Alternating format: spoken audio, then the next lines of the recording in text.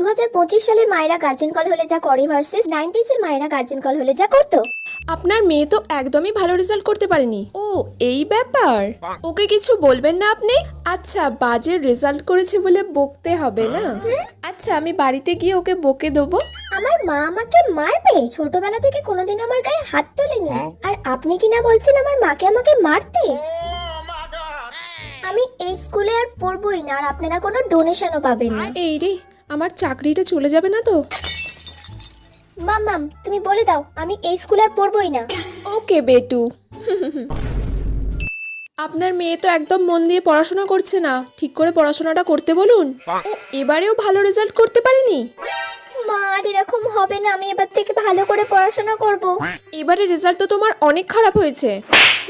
কি করিস হ্যাঁ সারাদিন? কি করিস? সবার সামনে আমার মান সম্মান ডুবিয়ে দেবে।